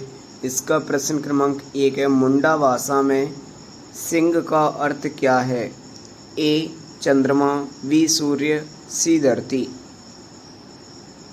इसमें डी ऑप्शन भी दिया है, लेकिन इसमें अपना राइट आंसर होगा बी यानी कि सूर्य। अगला देखिए, अगला अपना प्रश्न क्रमांक 2 है, सत्याग्रह शब्द का सही संधि विच्छेद है? सत्य प्लस याग्रह, सत्य प्लस आग्रह, सत्या प्लस ग्रह, सत्य प्लस आग्रह। तो इसका अपना राइट आंसर होगा बी यानी कि सत्य प्लस आग्रह। इसे देखिए, ये अपना क्वेश्चन नंबर 3 है, चेचक फैलने पर ग्रामवासियों को बिरसा मुंडा के विरुद्ध किसने भड़काया था? ए अंग्रेजों ने, बी मिशनरियों ने, सी ओझाओं ने या डी जमींदारों ने। तो इसमें आएगा अपना राइट आंसर सी यानी कि ओझाओं ने। अगला प्रश्न क्रमांक 4 है अपना, बिरसा मुंडा को मिशनरी विद्यालय से क्यों निकाल दिया गया? पढ़ाई न करने के कारण, अंग्रेजों की आलोचना करने के कारण, सी है अपना लोगों का इलाज करने के कारण और डी है सिंह देवता की पूजा करने के कारण। तो इसमें अपना राइट आंसर होगा बी यानी अंग्रेजों की आलोचना करने के कारण। आगे अति लघुत्तरीय प्रश्न है अपने प्रश्न क्रमांक 5 है। इसमें उपचार के लिए बिरसा मुंडा जड़ी बूटी के साथ साथ क्या बताया करते थे? उत्तर में लिखेंगे उपचार के लिए बिरसा मुंडा जड़ी बूटियों के उपयोग के साथ साथ यानी स्वास्थ्य के लिए लाभदायक सलाह भी दिया करते थे। प्रश्न क्रमांक 6 है, तन्मय शब्द का संधि विच्छेद कीजिए। उत्तर में लिखेंगे तन्मय बराबर तत् प्लस मय। आगे देखिए, आगे अपना प्रश्न क्रमांक 7 है, बिरसा ने चाईबासा के मिशन स्कूल को क्यों छोड़ा?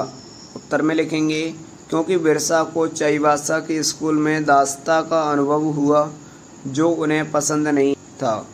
अगला प्रश्न क्रमांक 8 है अपना, बिरसा मुंडा के आंदोलन को अपने किस रूप में देखते हैं? उत्तर में लिखेंगे यह आंदोलन अन्याय और शोषण के विरुद्ध था। आगे देखिए लघुत्तरीय प्रश्नों में प्रश्न क्रमांक 9 है ये अपना, मुंडा जनजाति के लोग बिरसा को अवतार क्यों मानते थे? उत्तर में लिखेंगे क्योंकि बिरसा उपचार करने के साथ साथ मुंडा जनजाति को अच्छे उपदेश दिया करते थे। आगे अपना प्रश्न क्रमांक 10 है, अंग्रेजों ने मुंडा जनजाति के संघर्ष को कैसे दबाना चाहा? उत्तर में लिखेंगे अंग्रेजों ने मुंडा जाति के कई लोगों को पकड़ लिया और उन पर अत्याचार किया और उन्हें मारने वाले लोगों को इनाम देने की घोषणा की। इस प्रकार अंग्रेजों ने जनजाति के संघर्ष को दबाना चाहा। यह अपना प्रश्न क्रमांक 11 है। बिरसा मुंडा ने किस उद्देश्य से अपना आंदोलन आरंभ किया था? उत्तर में लिखेंगे बिरसा मुंडा ने अंग्रेजों के द्वारा होने वाले उन पर अत्याचारों को रोकने के लिए आंदोलन आरंभ किया था। यह अपना प्रश्न क्रमांक 12 है। मुंडा आंदोलन पर प्रथम स्वतंत्रता संग्राम आंदोलन का क्या प्रभाव पड़ा था? उत्तर में लिखेंगे मुंडा समाज में दबी भावनाएं व्यापक रूप से अब सामाजिक एवं राजनीतिक रूप से उभरने लगीं। दीर्घोत्तरीय प्रश्नों में प्रश्न क्रमांक 13 है। अंग्रेजों द्वारा मुंडा जनजाति पर किए गए अन्याय और अत्याचार का वर्णन कीजिए। उत्तर में लिखेंगे जनवरी 1900 के आरंभिक दिनों में अंग्रेजों के विरुद्ध मुंडा समाज की यह लड़ाई पूरी तेजी पर थी। बिरसा के विरुद्ध वारंट निकल चुका था। लड़ाई लंबी खिंचती जा रही थी।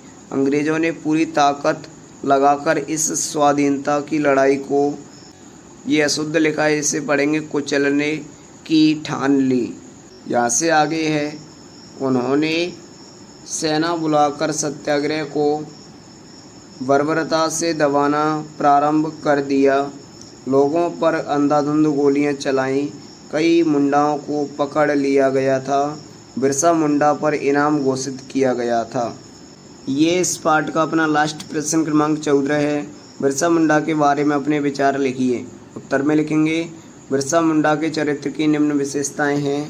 नंबर 1, स्वतंत्रता की भावना। बिरसा मुंडा में बचपन से ही स्वतंत्रता की भावना थी। वे अंग्रेजों की लगातार खिलाफत करते रहे। प्रश्न नंबर 2 लिखेंगे। नंबर 2 है अपना सामान्य व्यक्ति व एक साधारण व्यक्ति थे। नंबर 3, आज्ञाकारी एवं मेहनती। तो लिखेंगे बिरसा मुंडा अपने माता पिता का हाथ बटाते एवं मेहनती भी थे। ये अपना यहाँ तक कंप्लीट हो गया है। नंबर 4 है संगीत प्रेमी। उन्हें बंसी बजाने का शौक था। नंबर 5, समाज सेवक। यह एक चिकित्सक के साथ साथ समाज सेवक भी थे। ये अपना जो पाठ 9 है वो कंप्लीट हो चुका है। 8-10 है अपना, इसका नाम है प्राण जाए पर बचन न जाए। बहुविकल्पीय प्रश्नों में अपना प्रश्न क्रमांक 1 है अपना बिश्नोई समाज के नियमों की संख्या कितनी है?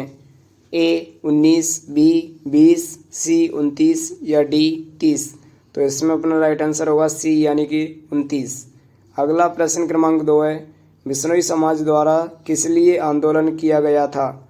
ए पानी के लिए, बी वृक्षों के लिए, सी खेतों के लिए और इसमें डी ऑप्शन है लेकिन इसमें राइट आंसर होगा अपना बी वृक्षों के लिए। अगला प्रश्न क्रमांक 3 है अपना वृक्षों की कटाई का सबसे अधिक दुष्परिणाम किस पर होगा?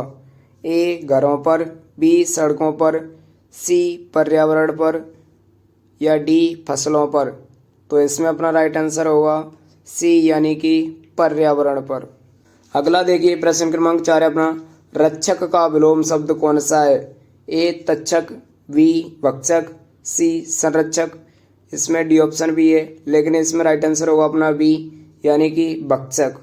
रक्षक होता है बचाने वाला और भक्षक होता है खाने वाला यानी मारने वाला। आगे देखिए अति लघुत्तरीय प्रश्नों में अपना प्रश्न क्रमांक 5 है बिश्नोई समाज का इतिहास किस बात से भरा पड़ा है? उत्तर में लिखेंगे वृक्ष और वन्य जीवों की रक्षा की अनेक घटनाओं से भरा पड़ा है। आगे अपना प्रश्न क्रमांक 6 है किस प्राणी की रक्षा करते हुए अनेक बिश्नोई शिकारियों के हाथों मारे गए थे? तो उत्तर में लिखेंगे हिरणों की।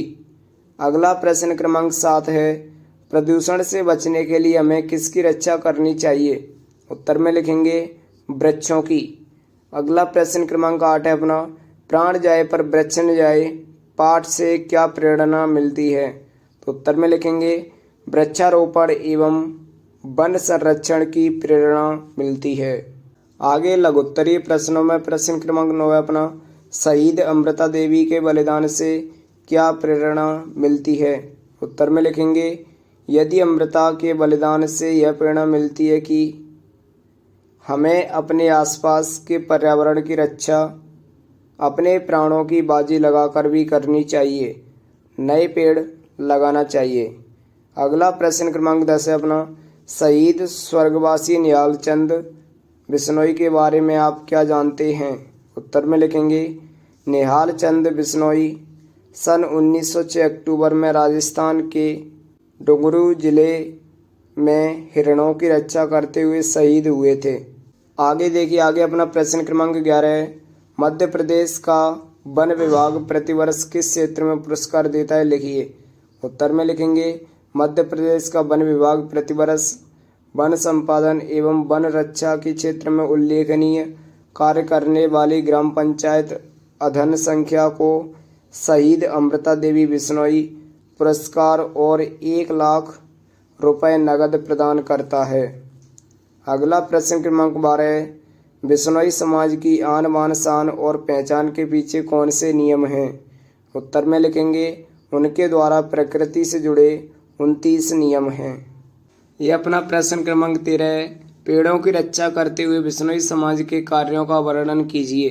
तो उत्तर में लिखेंगे, सन 1485 में भगवान जम्बेश्वर द्वारा बिश्नोई समाज की स्थापना की गई थी। उन्होंने प्रकृति से जुड़े 29 सरल नियमों की शिक्षा दी।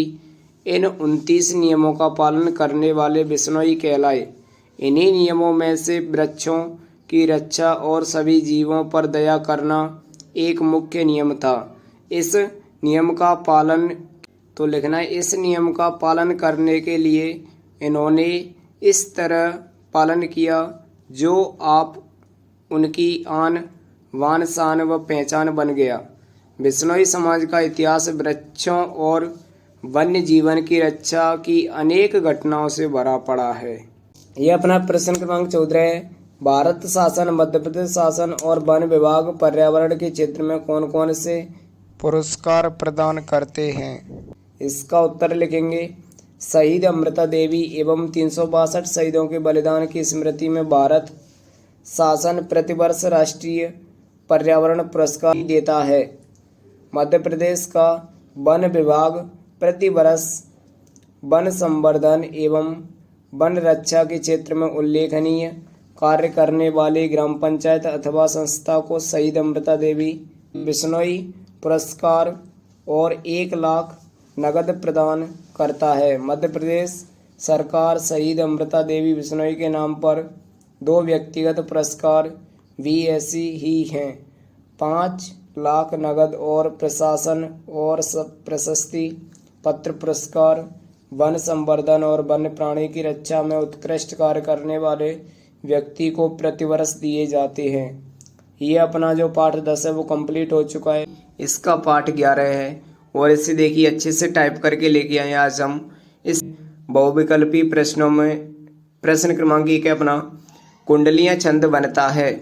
ए चौपाई और दोहा से, बी दोहा और रोला से, सी चौपाई और रोला से, या डी रोला और दोहा से। तो इसमें अपना राइट आंसर होगा बी, यानी कि दोहा और रोला से। अगला प्रश्न क्रमांक 2 है अपना, अनुस्वार युक्त सही वर्तनी वाला शब्द है। ए चांदी, बी हंसी, सी हंस, या डी मुंह। तो इसमें अपना राइट आंसर होगा ए, यानी कि चांदी।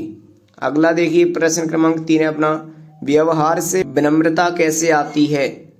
ए मीठी वाणी से, बी वाचालता से, सी कठोर वचन से, या डी चपलता से। तो इसमें अपना राइट आंसर होगा ए, यानी कि मीठी वाणी से। अगला प्रश्न क्रमांक 4 है अपना, कोयल में कौन सी विशेषता नहीं होती है। ए मधुर वाणी, बी काला रंग, सी कर्कशता, डी सुहानी।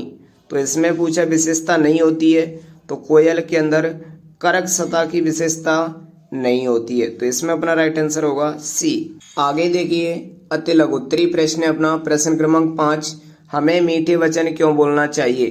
तो इसके उत्तर में लिखना है, हमें हमेशा मीठे वचन बोलना चाहिए क्योंकि इससे दूसरों को बुरा नहीं लगता है और हमारा सम्मान भी बना रहता है। अगला देखिए प्रश्न क्रमांक 6 अपना, कौवा और कोयल में किस आधार पर अंतर किया गया है? तो उत्तर में लिखना है कौवा और कोयल में वाणी के आधार पर अंतर किया गया है। अगला प्रश्न क्रमांक 7 देखिए, गुण के गाहक सहस नर पंक्ति से क्या आशय है? तो उत्तर में लिखना है इस पंक्ति का आशय सम्मान करने वाले व्यक्तियों से है। अगला प्रश्न क्रमांक 8 है अपना, कवि ने दौलत का स्वभाव किस तरह का बताया है? उत्तर में लिखना है कवि ने दौलत का स्वभाव चंचल बताया है। आगे देखिए लघुत्तरीय प्रश्नों में अपना प्रश्न क्रमांक 9 है, कोयल की प्रशंसा क्यों की जाती है? तो उत्तर में लिखना है कोयल की प्रशंसा उसकी मीठी वाणी के कारण की जाती है। नेक्स्ट अपना क्वेश्चन नंबर 10 है, कुंडली छंद की क्या विशेषता है? तो इसमें 2 विशेषता लिखनी है आपको। दोहा और रोला से मिलकर कुंडली छंद बनता है। दूसरी है इसमें दोहा का अंतिम चरण रोला का प्रथम चरण होता है। आगे देखिए अपना प्रश्न क्रमांक 11 है, धन पाकर अभिमान क्यों नहीं करना चाहिए? तो उत्तर में लिखना है धन पाकर हमें अभिमान नहीं करना चाहिए क्योंकि धन चंचल होता है। अगला प्रश्न क्रमांक 12 है, गिरिधर की कुंडली बीती ताई विसार दे की अनुसार होई बीती सो बीती पंक्ति का आशय स्पष्ट कीजिए। तो उत्तर में लिखना है आपको कवि गिरधर एक प्रेरणा स्रोत बनकर संसार के सभी व्यक्तियों को एक अच्छा संदेश देना चाहते हैं। अपनी कुंडलियों के माध्यम से गिरधर ने लोक व्यवहार की शिक्षाओं को जागृत किया है और लोगों तक शिक्षा पहुंचाने का कार्य किया है। आगे देखिए दीर्घ उत्तरी प्रश्नों में अपना प्रश्न क्रमांक 13 है, गिरिधर की कुंडलियां लोक व्यवहार में कितनी उपयोगी हैं? तो इसके आंसर में लिखना है आपको गिरिधर की कुंडलियां लोक व्यवहार में अति उपयोगी हैं। इन पंक्तियों के माध्यम से गिरधर ने पूरे संसार को एक परोपकार का संदेश दिया है।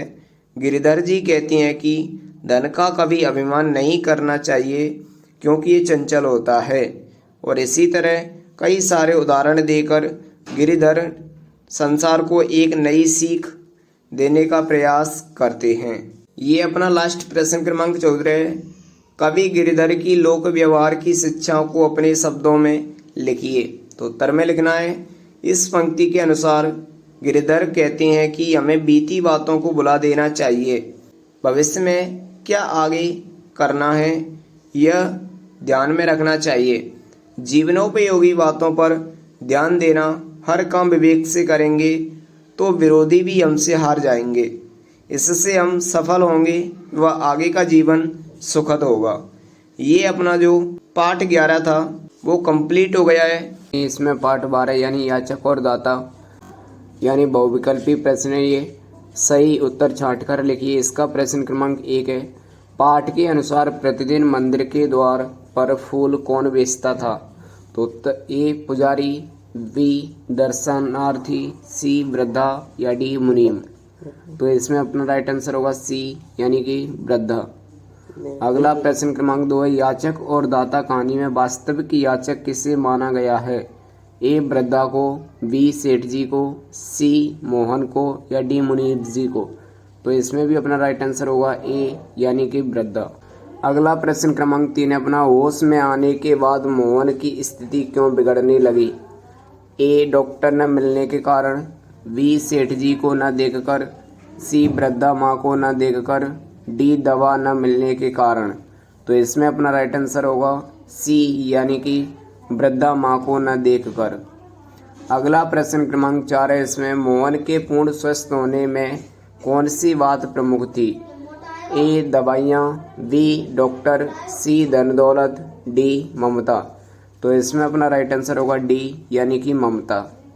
आगे निर्देश है अपना अति लघुत्तरी प्रश्न है यानी प्रश्न क्रमांक 5 है, इसमें मेरा बच्चा बहुत ही बीमार है वाक्य में उद्धरण चिन्ह फिर से लिखिए, यानी उद्धरण चिन्ह लगाकर लिखना है आपको, फिर से लिखना है। तो उत्तर में लिखेंगे जैसे इन्वर्टेड कॉमा बंद करना है, मेरा बच्चा बहुत बीमार है। अगला प्रश्न क्रमांक 6 है, इसमें वृद्धा माँ पैसों की बचत क्यों करने लगी थी? उत्तर में लिखना है बच्चे के सुखद भविष्य को बना रही थी वह उसे अच्छा खिलाना पहनाना और प्रसन्न देखना चाहती थी। अगला प्रश्न क्रमांक 7 है। इसमें वृद्धा माँ को किस प्रकार यानी किस बात की आशंका थी? तो उत्तर में लिखेंगे हांडी से अधिक धन हो जाने के कारण तथा चोरी हो जाने की आशंका थी। अगला प्रश्न क्रमांक 8 है। इसमें मोहन सेठ जी का पुत्र है, इस बात का पता कैसे चला? तो उत्तर में लिखेंगे बालक की जांघ पर लाल चिन्ह को पहचान कर।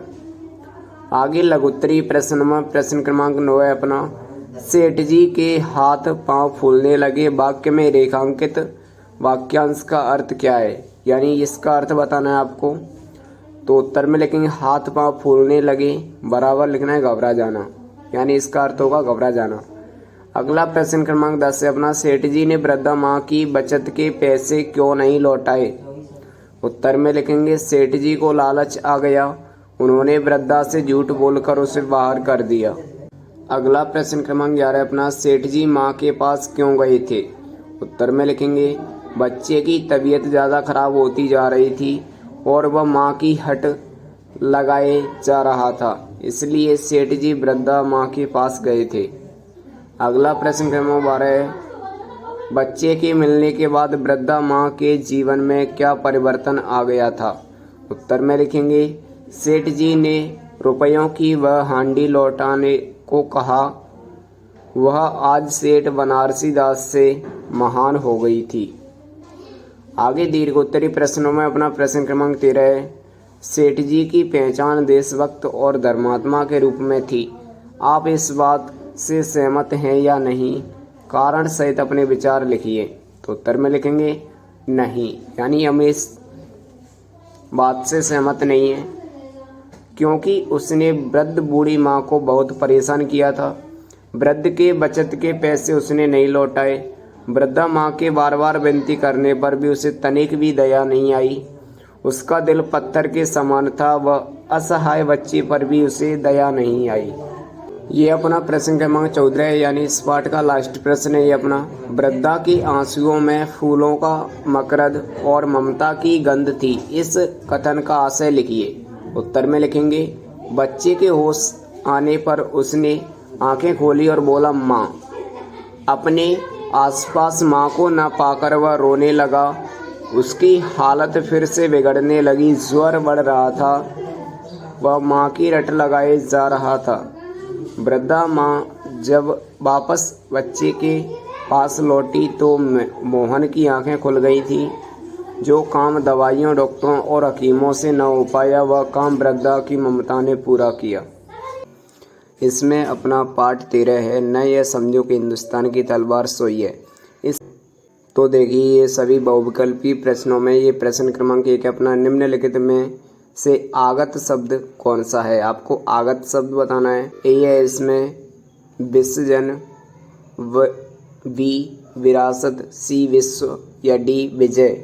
तो इसमें अपना राइट आंसर होगा बी यानी कि विरासत। अगला प्रश्न क्रमांक 2 है। इसमें बी रस का स्थायी भाव क्या होता है ये आपको बताना है। ए क्रोध, बी शोक, सी शांत, डी उत्साह। तो इसमें अपना राइट आंसर होगा डी यानी कि उत्साह। अगला प्रश्न क्रमांक 3 है इनमें से किसने संवत्सर का आरंभ किया था? ए वीर शिवाजी ने, बी सम्राट विक्रमादित्य ने, सी महाराणा प्रताप ने या डी राजा हरिश्चंद्र ने। तो इसमें अपना राइट आंसर होगा ए यानी कि वीर शिवाजी ने। अगला प्रश्न क्रमांक 4 है अपना यह समझो कि हिंदुस्तान की तलवार सोई है। कविता का मूल भाव है ए देश प्रेम, बी प्रकृति प्रेम, सी परिवार प्रेम या डी स्व प्रेम। तो इसमें अपना राइट आंसर होगा ए यानी कि देश प्रेम। तो इसमें आपको उत्तर में लिखना है ए यानी कि देश प्रेम। आगे देखिए अति लघुत्तरी प्रश्नों में ये अपना प्रश्न क्रमांक 5 है हमने संसार को कौन सा संदेश दिया है? तो उत्तर में लिखेंगे हमने संसार को शांति का संदेश दिया है। अगला प्रश्न क्रमांक 6 अपना कविता में वीरों की किस बात का उल्लेख किया है? तो उत्तर में लिखेंगे कविता में वीरों के शौर्य, ये शौर्य लिखना है ऐसे लिखना है ये शौर्य और पराक्रम का उल्लेख किया है। आगे देखिए प्रश्न क्रमांक 7 अपना न यह समझो कविता में कौन सा रस निहित है? तो उत्तर में लिखेंगे इस कविता में वीर रस निहित है। अगला प्रश्न क्रमांक 8 है अपना, आगत शब्द किस प्रकार के शब्द हैं। ये आगत शब्द की परिभाषा है। आगत शब्द क्या होते हैं, तो लिखना है आगत शब्द वह शब्द होते हैं जो अन्य देशों की भाषाओं से लेकर बोले जाते हैं। आगत शब्द ऐसे शब्दों को बोलते हैं जो अन्य देशों की भाषाओं को लेकर फिर उसमें से शब्दों को छांट कर जो यहाँ पर बोले जाते हैं अपने देश में, उन्हें क्या बोलते हैं, आगत शब्द बोलते हैं। आगे देखिए लघुत्तरीय प्रश्नों में अपना प्रश्न क्रमांक 9 है, रस की परिभाषा देते हुए किन्हीं 4 रसों का नाम और उनके स्थायी भाव लिखिए। तो उत्तर में लिखेंगे काव्य के पढ़ने सुनने से जो आनंद की अनुभूति होती है उसे रस कहते हैं। जैसे रस का नाम है श्रृंगार, इसका स्थायी भाव होता है रति, ये रीति नहीं होता, ये होता है रति। वीर का होता है उत्साह, करुण का होता है शोक, हास्य का होता है हास। अगला अपना प्रश्न क्रमांक 10 है, न यह समझो कि हिंदुस्तान की तलवार सोई है से क्या आशय है। उत्तर में लिखेंगे इसका आशय है कि यह न समझो कि हिंदुस्तान के वीर दुर्बल हैं। आगे देखिए ये अपना प्रश्न क्रमांक 11 है, लहू देंगे मगर इस देश की माटी नहीं देंगे, कथन से कवि का क्या आशय है। उत्तर में लिखना है आपको इस कथन का आशय है कि भारत के वीर अपना खून दे देंगे किंतु भारत की माटी का एक टुकड़ा भी नहीं देंगे। आगे देखिए ये अपना प्रश्न क्रमांक 12 है, हमारे मन में प्रलय की आग कब उठ सकती है और क्यों। तो उत्तर में लिखेंगे यदि हमारे देश को कोई थोड़ी सी हानि, ये यहाँ पे लिखना है आपको हानि, थोड़ी सी हानि पहुँचाए अथवा फिर युद्ध की बात कहे तो हमारे मन में प्रलय की आग उठती है। आगे देखिए दीर्घोत्तरीय प्रश्नों में अपना प्रश्न क्रमांक 13 है, हमारे देश पर यदि कोई देश आक्रमण करे तो ऐसी स्थिति में हमारे कर्तव्य क्या होंगे। तो उत्तर में लिखेंगे हमारे देश पर यदि कोई देश आक्रमण करे तो ऐसी स्थिति में हमारे यानी हमें भारत देश की रक्षा करनी चाहिए, क्योंकि हम इस देश की नीति निपाती और हमारा यह कर्तव्य है कि हम असंभव स्थिति में भारत की रक्षा करें। आगे देखिए ये अपना इस पाठ का लास्ट क्वेश्चन नंबर 14 दिया है, शांति का संदेश लाचार सोई है, पद का आशय लिखिए। यानी इस पद का आशय लिखना है आपको, अर्थ लिखना है। तो उत्तर में लिखेंगे इस पंक्ति का आशय है कि भारत ने सदैव विश्व को शांति का संदेश दिया है, परंतु इसका यह मतलब नहीं है कि हम हमेशा शांत ही रहें। हमारे देश में शांति के साथ साथ बहुत से वीर भी मौजूद हैं तथा इसका मतलब यह भी नहीं है कि हम नारियों के ऊपर हो रहे अत्याचार को सह सकते हैं। अर्थात भारत में वीरों की कभी यानी कमी नहीं है, ये कमी लिखना है, वीरों की कमी नहीं है। तो ये अपना जो पाठ था वो कंप्लीट हो चुका है। पाठ 14 है नव संवत्सर। तो इसमें प्रश्न क्रमांक 1 है अपना, यहाँ तो घना अंधेरा है, वाक्य में विशेष्य है। ए अंधेरा, बी घना, सी तो या डी यहाँ। तो इसमें अपना राइट आंसर होगा बी यानी कि घना। अगला अपना प्रश्न क्रमांक 2 है, अमांत शब्द का अर्थ क्या होगा।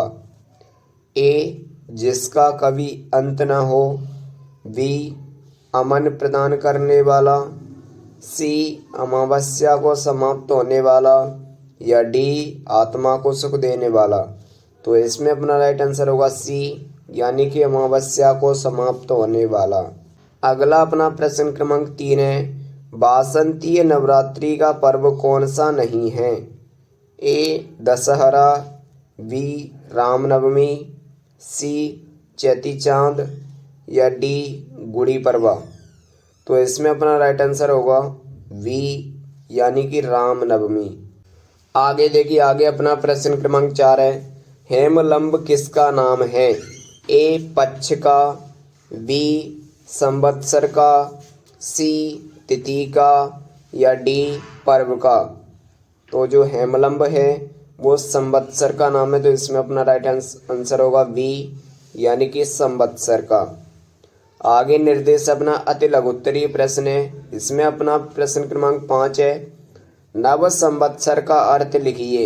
इसमें नव संवत्सर का अर्थ लिखना है आपको, तो उत्तर में लिखेंगे नव संवत्सर का अर्थ भारतीय नववर्ष अर्थात नए साल से है।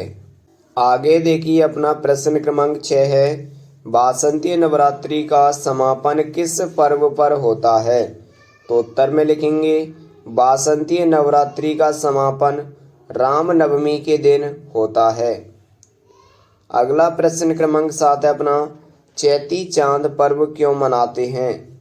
उत्तर में लिखेंगे यह पर्व भगवान झूलेलाल की जयंती पर मनाते हैं। आगे देखिए, आगे प्रश्न क्रमांक 8 है अपना, नैतिक शब्द से मूल शब्द और प्रत्यय शब्दांश अलग अलग लिखिए। तो उत्तर में लिखेंगे मूल शब्द नीति, प्रत्यय का इका, यानी जो नैतिक शब्द है उसमें मूल शब्द है नीति और इसमें प्रत्यय जुड़ा हुआ है इका, तभी बनेगा नैतिक। आगे लघुत्तरी प्रश्न है अपना, प्रश्न क्रमांक 9, विक्रम संवत की प्रथम तिथि से कौन कौन से प्रसंग जुड़े हैं लिखिए। तो उत्तर में लिखेंगे विक्रम संवत की प्रथम तिथि से जुड़े प्रसंग, यानी नंबर 1, माना जाता है कि इस दिन भगवान ब्रह्मा ने सृष्टि की रचना की थी। नंबर 2, भगवान श्री राम ने इस दिन वाली का यहाँ यानी वध किया था। अगला प्रश्न क्रमांक 3 है, इस दिन ही चैत्र की नवरात्रि का आरंभ होता है। आगे देखिए, आगे प्रश्न क्रमांक 10 है अपना, प्रकृति के श्रृंगार से नव संवत्सर का क्या संबंध है? उत्तर में लिखेंगे जिस प्रकार नव संवत्सर एक नया संवत होता है, उसी प्रकार प्रकृति में बसंत ऋतु के आगमन में हरियाली छा जाती है। इसी तरह प्रकृति भी अपना श्रृंगार करती है बसंत ऋतु में, यानी बसंत ऋतु में करती है। आगे अपना प्रश्न क्रमांक 11 है, उत्तर और दक्षिण भारत में विक्रम संवत किस मास से आरंभ होता है, इसे क्या कहते हैं? तो उत्तर में लिखेंगे उत्तर और दक्षिण भारत में विक्रम संवत कृष्ण पक्ष प्रतिपदा से प्रारंभ होकर इसे पूर्णमांत कहते हैं। आगे अपना प्रश्न क्रमांक 12 है, नवरात्र पर्व साल में सामान्यतः कितनी बार और कब से कब तक मनाए जाते हैं, इसके नाम लिखिए। उत्तर में लिखेंगे नवरात्रि पर्व साल में सामान्यतः 2 बार मनाया जाता है, चैत्र नवरात्रि, शारदीय नवरात्रि। आगे देखिए दीर्घोत्तरी प्रश्न अपना प्रश्न क्रमांक 13, नव संवत्सर के विषय में अपने विचार 8 से 10 वाक्यों में लिखिए। तो आपको उत्तर में लिखना है चैत्र मास के शुक्ल पक्ष की प्रतिपदा वर्ष प्रतिपदा कहलाती है। इस दिन से ही नया वर्ष आरंभ यानी प्रारंभ होता है। इस दिन में नया संवत्सर शुरू होता है, अतः इस दिन को नव संवत्सर भी कहते हैं। संवत्सर अर्थात 12 महीने का काल विशेष। आगे देखिए, आगे अपना प्रश्न क्रमांक 14 है, नव संवत्सर के बारे में 5 नए प्रश्नों का स्वयं निर्माण कर उन्हें उत्तर लिखिए, यानी उनके उत्तर लिखने आपको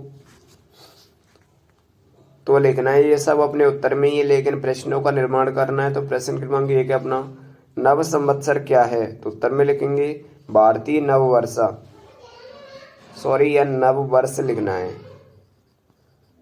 ऐसे लिखना है इसे, भारतीय नव वर्ष। अगला प्रश्न है अपना, भारतीय नव संवत्सर का दूसरा नाम क्या है? तो उत्तर में लिखेंगे चैत्र शुक्ल प्रतिपदा। अगला प्रश्न क्रमांक है अपना, नव संवत्सर किस महीने से प्रारंभ होता है? तो उत्तर में लिखेंगे चैत्र मास से।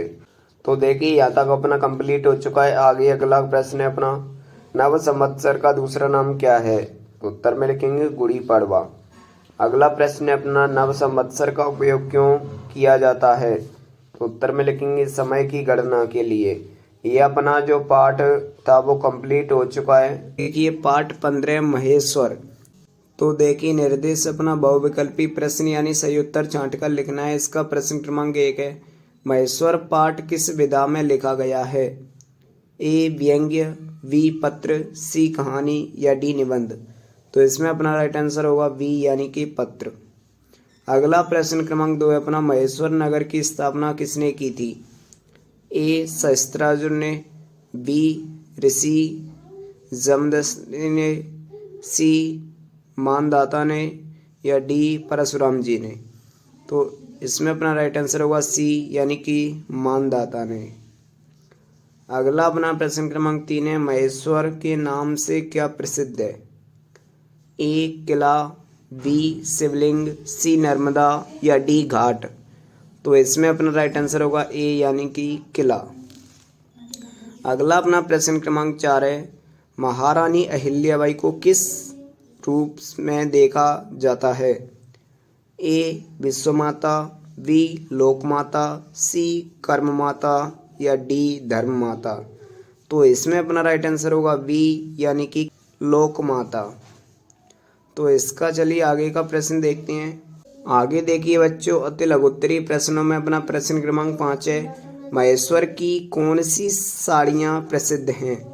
तो उत्तर में लिखेंगे, यहाँ की बनी रेशमी साड़ियाँ महेश्वरी साड़ियों के नाम से प्रसिद्ध हैं। ये बच्चों अपना प्रश्न क्रमांक 6 है, महेश्वर पाठ में उल्लेखित पत्र किसने लिखा है? तो उत्तर में लिखेंगे, मनोज और माधवी के मामा जी ने।